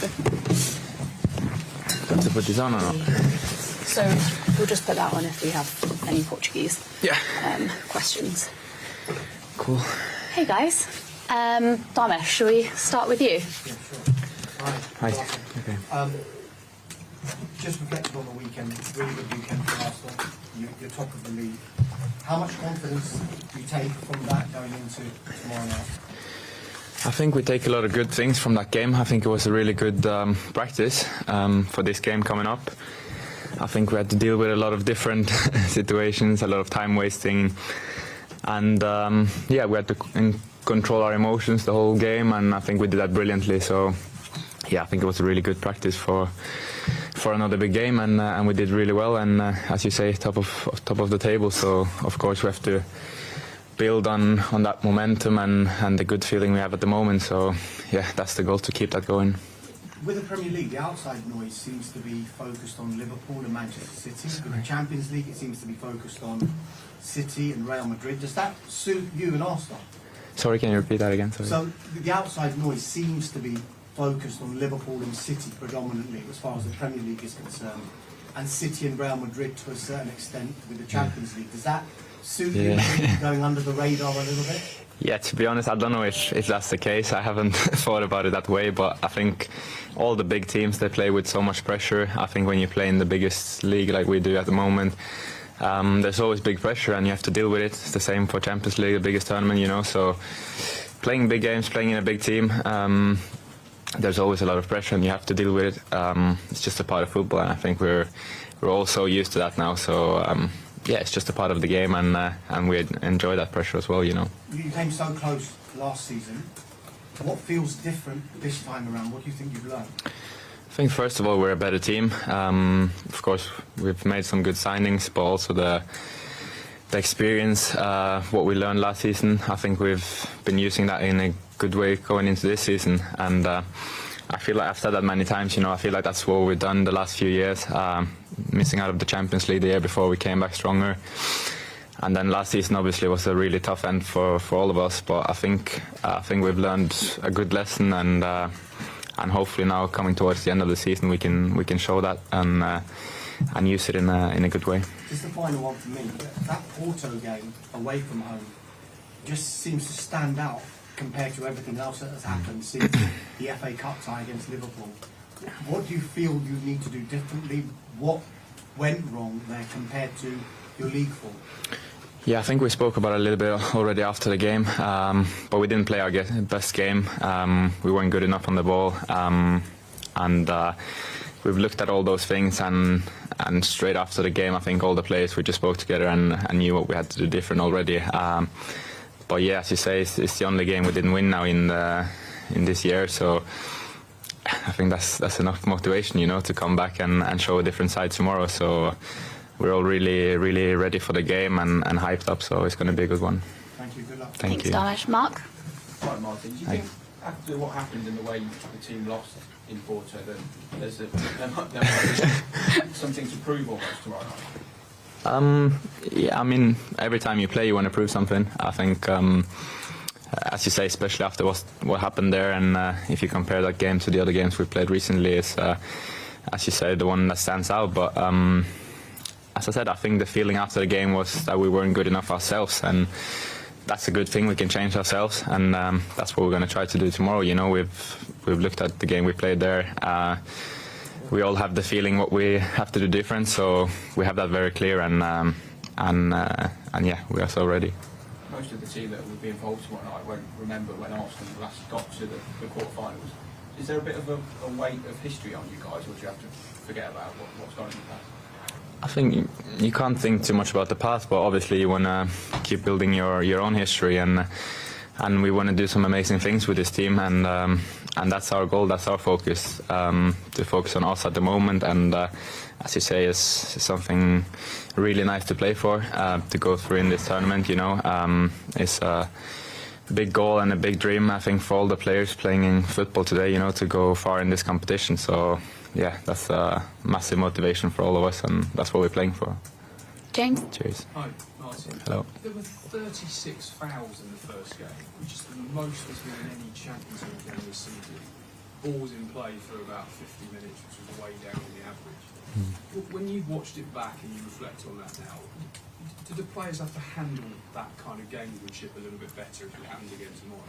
Yeah, of course. I think, as you say, you know, there's so many different things going on in each game, and yeah, this game was one where the ball was out of play a lot, and a lot of stops and start and restart and all this, and I think you saw that also against Brentford. You know, it was a similar game, and as I said in the beginning here, I think we dealt with it in a brilliant way, and yeah, as I said, I think that was a good practice, you know, and I think we already showed in that game what we learned in Porto. So hopefully we can do that even better tomorrow. And first of all, we want to play our game. You know, we don't want to focus too much about them and what they are doing, but we want to play our game, and that's the main thing. Jordan. Hi Martin. When you made your big move at a very young age, it was expected that you'd be playing Champions League knockouts, you know, forever almost. Can I just ask you, during those years where you were out on loan and not playing away from Real Madrid and far away from that stage, you know, how far away did it feel for you? And did you always believe you would get back there? Yeah, I always believed that I was gonna make it, if you can say it that way, but to play big games and Champions League, you know, in the biggest leagues and all that, I always had that belief. But I think football is just doesn't always go as you expect. Of course, when I signed for Madrid, the plan was not to go on loan in the Netherlands or in Spain or whatever, but that's football and that's life. Leo tuna rafu yetu ya kampeni ya wakulima inayoitwa Vuna na Tigo Pesa. Kampeni hii yenye dhumuni la kuwashukuru wakulima wa ufuta, wakulima wa korosho, lakini pia wakulima wa mbaazi ambao walivuna mazao yao mwaka 2023 mwaka jana. Leo Tigo Pesa tuko hapa kwa ajili ya kufanya rafo tukiwa na mwakilishi Bwana Elibariki Sengasenga kutoka bodi ya michezo ya kubahatisha Tanzania. Tutakuwa na washindi 20.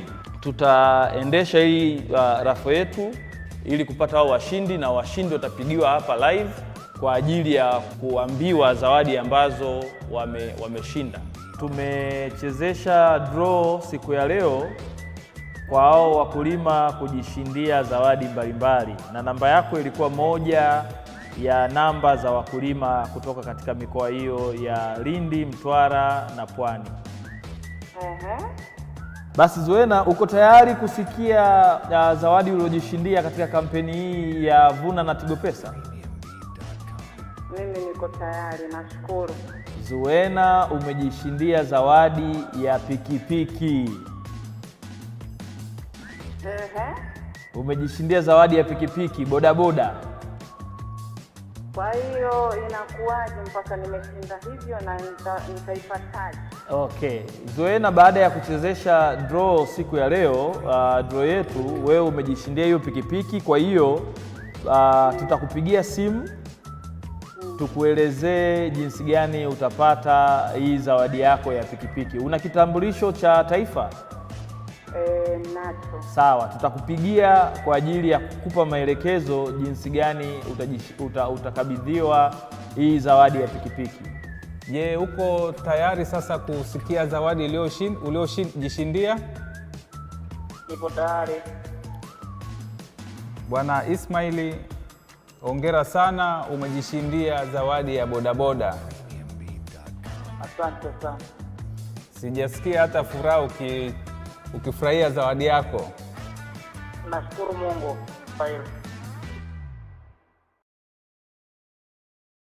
Something happens and you have to deal with it, and I think that's what I've done well. You know, on my road I've just dealt with everything that happened to me and worked hard and found my way. You know, so yeah, I think it's all a part of your journey and you have to deal with it. And I think all the things that happened to me made me stronger and a better player and a person today.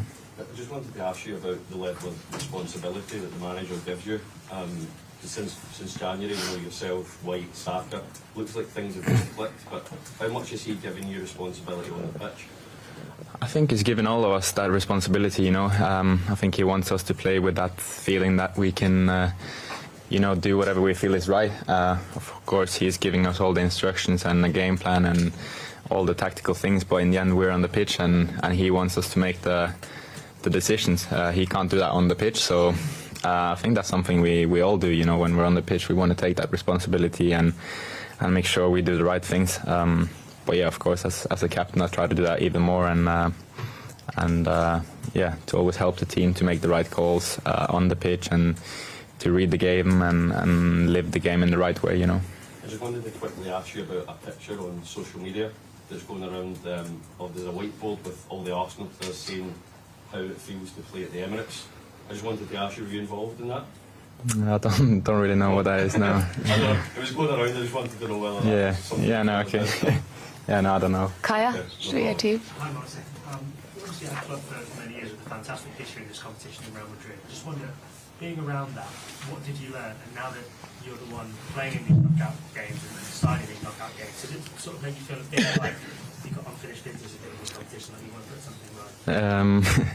Yeah, first of all, I didn't play too many games with Madrid, you know, in the Champions League, but I played a few, and yeah, I think being there and learning from the best players and to see everything they do, of course, was something really special for me. And I think as I said, I learned a lot and I grew a lot in that period. And I think you always saw that, you know, when the big game was coming up and Champions League was just like a different gear there. But I think the main thing for us is to do it our way, and we have to do it the Arsenal way and play our football. And yeah, that's what I want to focus on now, you know. So yeah, I just want to use everything I've learned, and the whole team want to use everything we've learned, and hopefully put on a great performance tomorrow. Do you see those qualities of, you mentioned going to an extra gear when the Champions League knockout games come? Do you see those qualities in the Arsenal team now? I think all the games are so big, you know. I think every game is a massive game at the moment. As I said, we're playing for so much, you know. So yeah, it's basically the same for every game, you know. It's always a big game now, and that's our mindset. We want to, every game we play, we want to win, and that's the mindset. And tomorrow is the same. Simon? When we heard from Mikel after the first leg, he spoke about a few things about not being aggressive enough with the ball and things you didn't do. Is it important tomorrow that when you come off the pitch, you don't have any regrets about the way you played? Yeah, of course. I think that was one of the things we spoke about straight away after the game as well. You know, the intentions we had with the ball, and yeah, we didn't. I don't know. I don't think we had a shot on target or something in that game. So yeah, it was not really our game, our football. So that's what we want to change tomorrow. You know, and yeah, we know all the qualities we have. We know how good we are when we play on our best, and that's what we're going to try to do tomorrow. You know. Again, I think it will be an amazing atmosphere. I think it will be a beautiful night, so hopefully we can do that. Yeah, just on the atmosphere, how have you noticed it shift from when you were first here to now? And do you feel it's become a more intimidating place for teams to come, and more of a fortress for you? Yeah, I think it's a massive thing for us. The supporters, you know, what they're doing. As you said, the difference from when I first came here and to now, you know, we're doing this together, and I think that's what's so special. And I feel like every time we go out there now, we have, you know, that extra gear, that extra boost, you know, coming from the fans. If you're a bit tired and you get that, you feel better straight away, you know. So yeah, they're helping us so much, and I'm sure tomorrow they're going to be on fire again. So can't wait. Just lastly, the Arsenal in terms of Europe haven't won a major European trophy. For you as players, do you see that as something exciting, that you know you have that opportunity to make history rather than thinking, you know, the pressure of no one's ever done this before? Yeah, I mean, as I said before, we have to focus on ourselves, and we have to focus on what we can do and the history we can do, you know. So that's our goal. We're Arsenal. We want to win trophies, and we want to fight at the biggest stage and play the biggest game. So yeah, tomorrow is a great chance to show that. Okay, last two on this side, so Isan first, and then we'll come across. Hi, Martin. A couple of weeks ago, Mikel made a joke about pinching players in training to teach them the dark arts. Ahead of the Porto game, I'm sure it would be a very feisty encounter. What kind of things have you done to prepare for the dark arts kind of thing of the game? I think it's just a part of football. You know, you have to deal with a lot of different things. You play against different teams that approach you in a different way, and it's not like we've done anything crazy. We're just preparing for the games we play, and that's all. And yeah, as I said before, the main thing is to focus on ourselves, to focus on all the things we can do, all the things we can control, and that's what we're going to try and do tomorrow, and hopefully be a good night then. So Porto centre-back Pepe, he's 41, the same age as your boss Mikel. What does he bring to the table, and what's he like to play against on the pitch? From the stands, he does seem to be quite aggressive, quite forthright. What's he like to play against? Yeah, I think I have so much respect for him. You know, I played with him a bit in Madrid as well, and I know him from that time, so he's a great guy, and what he's doing now, you know, at that age is yeah, a lot of respect to him to be able to keep going like that. So great player, aggressive, strong in the duels, and yeah, great defender. So he's a good player, and fair play to him for keeping it going so long. Hi Martin, we just had Mick Owen here and he spoke about the unity of the team at the moment, how strong that bond is between you players. I just wondered, what does it feel like being part of this team at the moment, especially as the club captain, and how do you try and foster that unity yourself among the players? Yeah, I think the bond we have, you know, the team spirit and the team feeling we have is unbelievable. Yeah, it's the best I've seen in my life, being in a team, you know. So there we have something special for sure, and I think you can see that on the pitch now as well. How much we enjoy playing together, and I think you can see more and more how we understand each other on the pitch, how we move in relation to each other, and all those things. So I think that's a brilliant thing, you know, to be strong as a team, and I think you can see that on the pitch now as well. Cool. Last couple on this side, so we'll go to Sam. Hi, Martin. Before the second half started on Saturday, I saw you whipping up the crowd before the ball got kicked. How much did you sort of need to do that? How much do you feel like you need that sort of crowd support behind the team? Yeah, I think it's a massive thing for us playing at the Emirates. All the games we've played there now recently has been unbelievable, the atmosphere. I think I said it after the Liverpool game was maybe the best atmosphere I've seen in my life, and then you come again Newcastle and it's unbelievable, and then now Brentford and it's unbelievable, and yeah, they give us so much, you know, the fans, the energy they make. Sometimes you feel a bit tired, sometimes you feel a bit down, but then you hear that from the crowd and it gets the team going. So yeah, it's a special feeling to play there, and as I said, I'm sure they're going to be on fire again tomorrow. So yeah, I'm looking forward to that. Sometimes fans aren't that patient. If you haven't scored in the first 4 minutes, yeah, they'll get a bit agitated. Would you say that they need to sort of stay calm as well? Yeah, but I think they know what we need. You know, we've played some games there where we've conceded goals, and the fans starts cheering for us. You know, so yeah, the support we have is just unbelievable. So I'm not too worried about that. George? Martin, hello. Just simple question. How much are you enjoying playing for Arsenal at the moment? Because it seems like the team are just playing brilliantly, apart from that Porto game, but it's a joy to watch as well. So just what's it like for you to be captain this team and play in this team at the moment? Yeah, I love it. I mean, yeah, it's an amazing team to be a part of. As I said here already, the group we have is very special. The bond we have, we're really together, and of course the football we're playing, I think, really suits myself and of course the other players we have. So yeah, we love it, and we're doing well at the moment, but still I feel like we can do a lot of things better, and that's the mindset we have as well. So it's a great team and a great club to be a part of, and yeah, I enjoy it. You played with Pepe 9 years ago, so 2 questions in one really. Did you still expect him to be playing now, and how many dark arts did he teach you when you were at Real Madrid? Yeah, I don't know what I expected, to be honest. He was always a very professional guy, you know, taking care of his body and working hard. So I'm not surprised he's playing at, I don't know if I expected this age, but I expected him to keep on playing for a while. But as I said before, a lot of respect to him for doing that, and I think it takes a lot of hard work. So fair play to him, and yeah, I don't know. I don't know what I learned, to be honest. I learned a lot of things there, and from him as well. He tried to help me with a lot of things. He's a really nice guy. So yeah, I learned some things. Yeah. Cool. Last couple, Davide. Hi, Martin. When the season started, one of the issues you guys had in the Champions League was your inexperience. You seem to have been growing as a group together. Now we are, knockout round. What do you think the team has learned playing the Champions League, and what do you think you need to learn to, go to the next stage?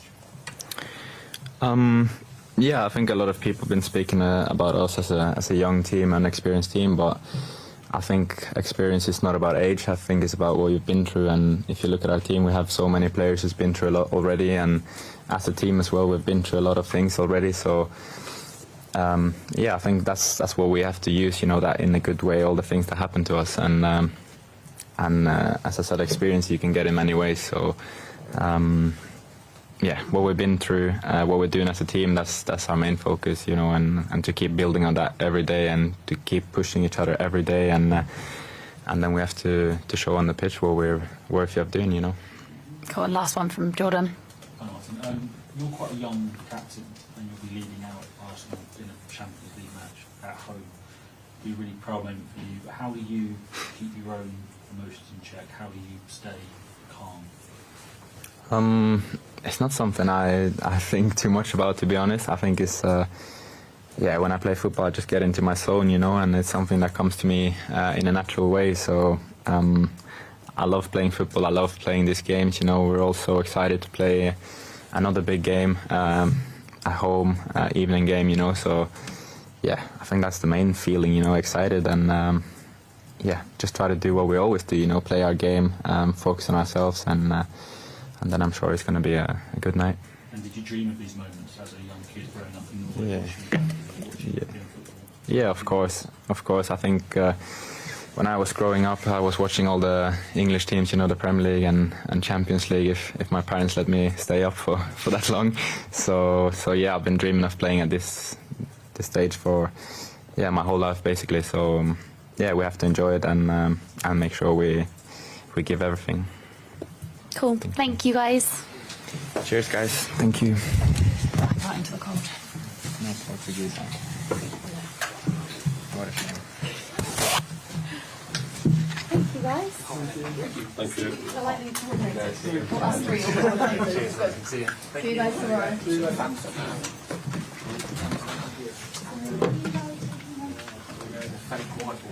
Thank you.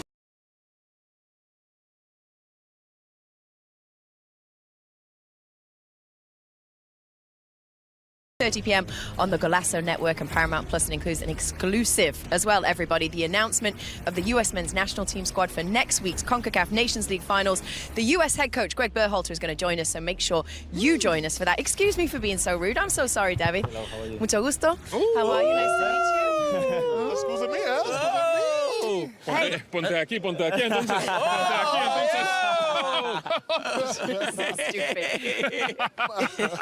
Congratulations, that's Thank a you. big night for you guys. Well done. Thank you. Yeah, it's great, you know. Of course, we weren't happy with the result over there, and I think we showed great character. We created the chances that we needed, and we scored the goal. But in the end, it went down to penalties, and over the moon, obviously, to go through to the quarterfinals. How did it feel? Feel amazing, you know, having this crowd behind us is incredible to play in the Champions League and this stadium, and going through the quarterfinals after that many years, so it's amazing. Practiced the penalties in the last few days, have you? We've been practicing since the start of the season, to be fair. Wow. We have to, you know. Even in the Premier League, you can decide in a penalty, and in moments like these, you have to be ready when you are asked to do it. So I think all the hard work that we've been working in the training, it paid off. How difficult is it now for a goalkeeper with the new rules, with sort of your leg on the line or behind the line to make a save? Do you have to work on that a lot? Yeah, you do, and now you cannot even speak to the guy that is taking to the player that's taking the penalty. What do you like saying to them normally? You put pressure on them. You put pressure, trying to get to the heads. Oh, I know what you're doing. But so it's even harder now. But you have to focus on yourself and try to give the biggest advantage that you can. Can you talk us through these penalties, please? 2 tremendous saves from yourself. I should have saved 3. Yes, Ooh, I like that. I should have. I don't think the goalie coach will be happy with the third one that I conceded, but obviously it's great, you know. You have to go a little bit earlier as well. Did you know where they were going, or did you wait to see? No, we had a plan of going one side or the other, and depend on the players, and you study them as well, and as well with the players, they study goalkeepers nowadays. So there's just credit to the GK department that it has paid off. We sometimes see goalkeepers on the water bottle. You have all the names of the list. What were you up to? I knew. You just knew? You must have a trick. No, I before the game, obviously you see the penalties, and you know which player you might think where it goes, and you have the percentage and all that. So you have to. I don't want to say too much, just in case. But Come on, we're trying to get out here. no, just we follow the plan. That's it. Weird question, maybe. What's on your shin pads? Oh, family. And There's the penalty takers. Can we pull them out? Yeah, of course you Can we show them to camera? Family, of course. Family, girlfriend. Obviously. My niece, my nephew. Like it? And just my day before Spain. Nice. Oh, wow. That's very cool. That's So great. yeah, just family always together. That's it says Amen. written here. Let me see. My granddad, Oh, that's amazing. my grandma. Turn it around again. Can we show it one more time? Of course. Can we get a close up of that? There we go. Oh, wow. So who we got? We got Granddad. Granddad, Here. grandma over there. Yeah. My mum, dad, my middle brother, my older brother with the niece and the nephew, and my girlfriend. And then the first time in the national team on the other Yeah, side. and this one, That's important first too. time with That's the what you national dream of. team. Yep. Yeah, of course. Well, Nice. you're looking a lot better than this man, Micah Richards. You're looking really fit and lean. I mean, he put an Arsenal shirt on today. Yeah, I was. Have we got the picture? Can we show him? Have we got it? I mean, this is what happens when you stop playing.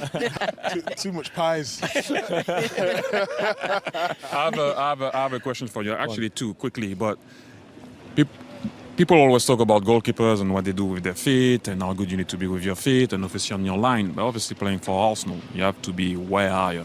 Make sure also you command your defense from afar to make sure that everything can be stopped really high. First and foremost, I wanted to know what how you train that, because your focus, always people say that goalkeeper shouldn't be tired after a game, but that focus is a killer, right? You get drained after games being a goalkeeper. Maybe not leg-wise, but mentally you have to be so focused, and since the first minute until the last minute, you cannot switch off for 1 second. You see sometimes players that they can switch off for a few minutes because they're not involved, but keepers, you never know when you're going to be involved, so you have to switch on and be focused on the ball. And obviously your head sometimes it turns, but you have to follow the ball and try to command and try to be loud. One of my tricks is just I don't shut up. That's very important, because you have to command the defence, and then the defence have to command the midfield, and like that. So I just don't show up, and sometimes even when we are taking a corner, you have to be ready for the second balls and tell the guys that second ball we have to finish the action, or if the ball comes back to me, we know what we have to do. So it drains your head. Especially the way you guys play. I asked Bukayo one thing: Champions League or Premier League?